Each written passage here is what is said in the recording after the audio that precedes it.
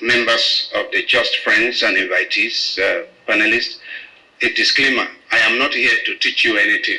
I am here to share some thoughts with you that many of you are more aware of than myself. It's just to remind you and to challenge ourselves to do something about it.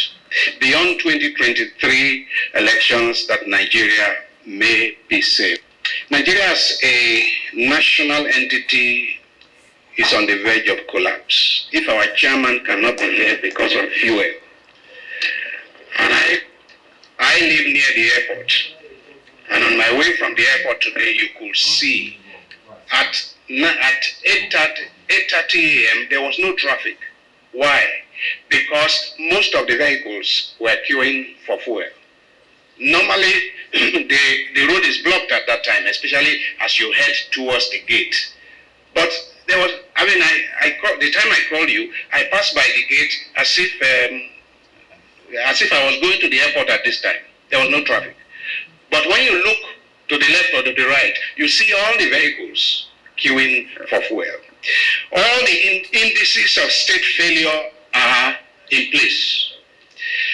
There is an unprecedented level of impunity and a never-before witnessed orgy of violence across the land. I'm going to talk more about impunity. Right now we are speaking about a student who tweeted and then is locked up without due process. That's serious. The level of impunity is serious. Criminal gangs are holding. The IG has been convicted to jail. He is still walking around. That's impunity. The Inspector General of Police has been committed to jail, convicted to go to jail. Now, in a sane society, from that point, they go for him. Because the police are not supposed to be serving the IG. The police are serving Nigeria and the Constitution. But 3 days, 4 days after, nothing has happened. And he is guilty of the same offense as Mr. Ofiong, the human rights lawyer, who was accused of the contempt of court and was immediately taken to the prison, and he spent 1 month in prison. Exactly the same offense, contempt of court. This is impunity. Criminal gangs are holding swaths of the Nigerian territory, bombing state infrastructure, collecting taxes, kidnapping travelers for ransom, sacking whole villages, burning down police stations and INEC infrastructure, dislodging soldiers from their military outposts, abducting school children, transforming some of these school children into child soldiers and others into sex slaves, carrying out mass executions and sending periodic threats to the federal government. While working on this, the violinist I have in my church was kidnapped, and we had to look for, do you know a violinist, Emeka? He was kidnapped, and we had to look for 2 million to save them, because there were 14 people in the bus, and the entire passengers were kidnapped, and they were asked to bring 5 million. Thank God that after 2 million, he was released. In the face of these brazen attacks that are equivalent to an open declaration of war, the government in place appears either utterly incapable or inexplicably unwilling to perform the primary duty of government, namely to protect the lives and property of Nigerians, to such an extent that many Nigerians in exasperation now wonder if high-level agents of government are not actually complicit in the genocidal war against innocent Nigerians. Indeed, many are beginning to believe that there are treasonous persons within government structure who have resolved to destroy the Nigerian state in the manner that we are witnessing today. Election cycle after election cycle, Nigerians have kept on rearranging chairs in a Titanic that is drowning. The state is failing, and failing terribly at an alarming rate. Nigerians have seen their lives devalued and their rights diminished on every count. Rural farming communities are being devastated massively and rapidly on account of the massive menace of bandits and killer herdsmen that have taken over territories which used to be referred to as the food basket of the nation. Many of the farming communities in Benue, Plateau, Zamfara, Kaduna, Katsina, Adamawa, Taraba, and Borno states have become killing fields from which everyone is fleeing for their lives. The situation has been further worsened in recent times by the floods that swept through most of the states of the country, killing hundreds of people and destroying livelihoods, including cultivated farmlands. Our well-educated, highly skilled, and most brilliant and most promising young professionals, including doctors and other medical professionals, IT specialists, engineers of all categories, as well as our most qualified professors, are fleeing the country in droves, begging to be allowed into not only the UK or the US and South Africa, but also begging to be allowed into Rwanda and Kenya and even Ghana, that is suffering the same kind of thing as ourselves, because people believe that they are still better. As they see no future for themselves and their children in Nigeria, some of our less educated but ambitious young people are daily perishing while attempting to cross the treacherous Sahara Desert or Mediterranean Sea towards some form of slave labor or sex trafficking in Europe and in our Arab countries. Among the others who are not able to escape the madhouse which our country unfortunately is becoming, some have felt pushed into crime, engaging in the infamous Yahoo and Yahoo Plus business, or they are resorting to the now profitable enterprise of kidnapping for ransom, or the shocking and disgusting or nauseating business of killing and harvesting vital human parts, allegedly for money. Perhaps worth mentioning here are also those young people across the country who have been so traumatized and so diminished by the acrimonious Nigerian circumstances that having given up on the idea of their lives having any meaning at all, they now waste whatever is left of their lives in all shades of drugs and narcotics. Now, with regards to the ravages of corruption, it is indeed most lamentable that while the generality of Nigerians are groaning under the weight of the ever-worsening economic fortunes to which the government of the day has no answers, and while the National Bureau of Statistics announces that 133 million, that's about 63% of the Nigerian population, have now slipped into absolute poverty, the sensibilities of the Nigerian people are insulted by what has become a string of daily revelations of monumental corruption and reckless looting of state resources. There is no day that we do not hear revelations of monumental corruption, to the tune of hundreds of billions of naira, involving high-ranking officials of a government that rose to power on the back of an aggressive anti-corruption propaganda.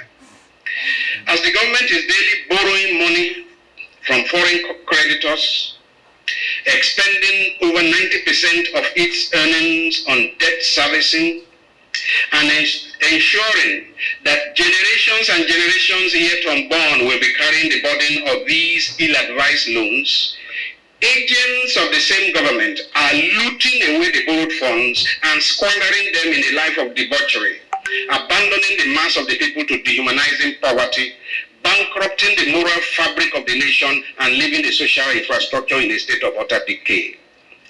Corruption has become so institutionalized and so normalized that nearly every position of leadership is poisoned and polluted. True, Nigeria is today one giant asylum. We seem to have habituated and normalized all the indices of insanity. Though we keep going around wearing the mask of sanity, But sane societies do not behave the way we do.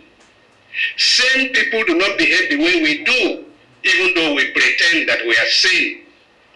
I was just 2 days ago, was it Monday, I delivered a paper at the National Association of Industrial and Organizational Psychologists.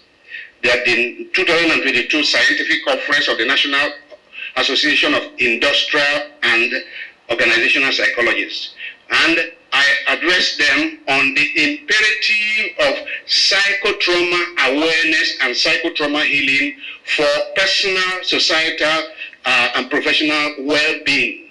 My conclusion is that a lot of people, including many of us who are here, are not well.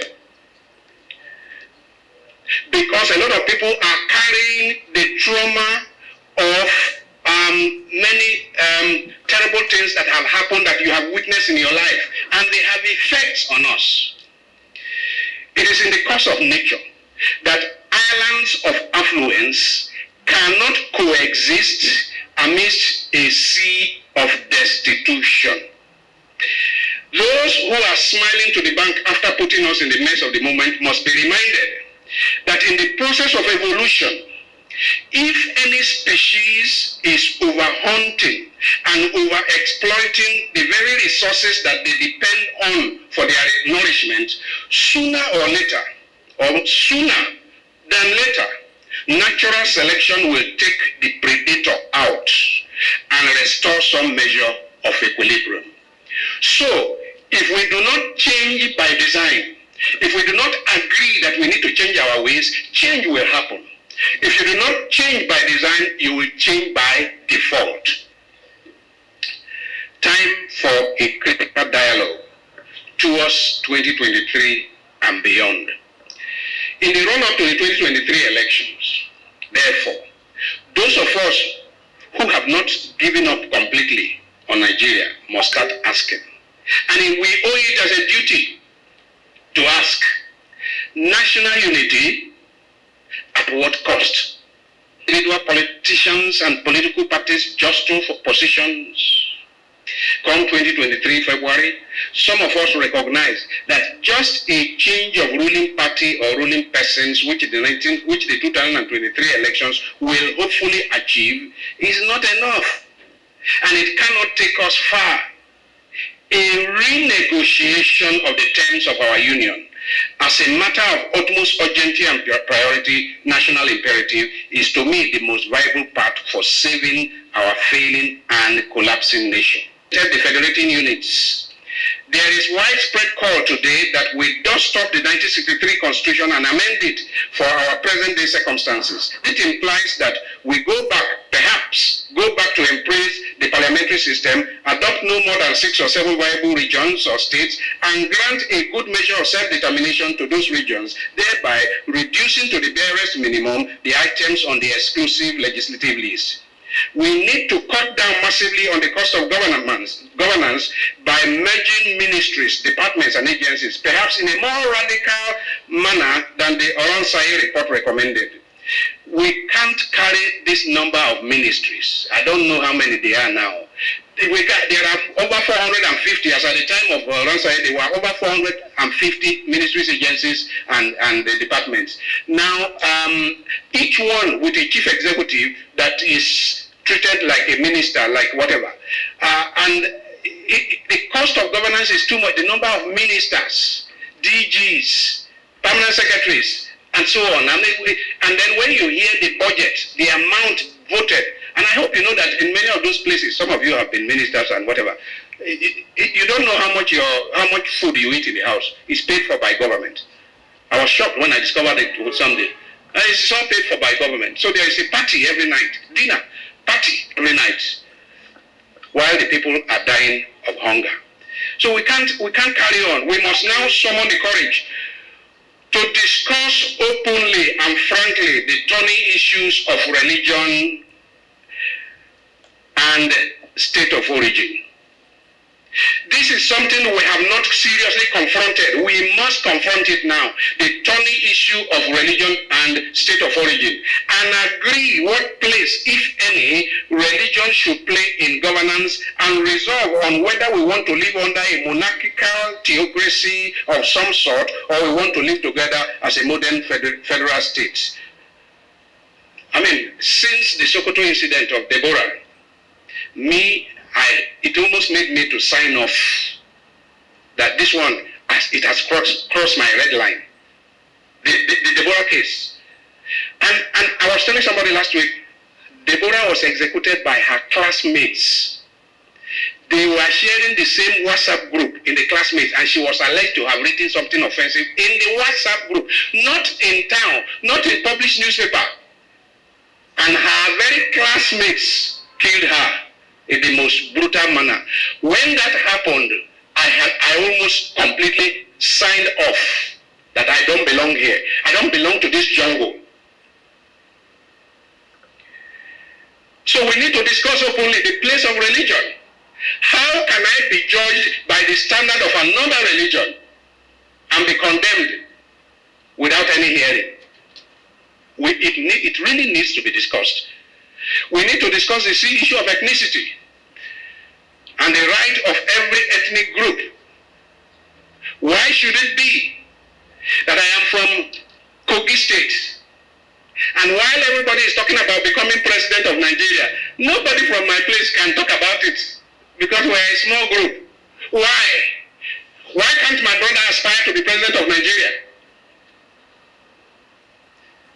We need to discuss the issue of ethnicity frankly and openly. Whether we want to live in a multi-ethnic, multi-religious entity founded on the principle of justice, equity, equality, and mutual respect, it needs to be discussed. Otherwise, we're not going anywhere. Have election after election, we're not going anywhere.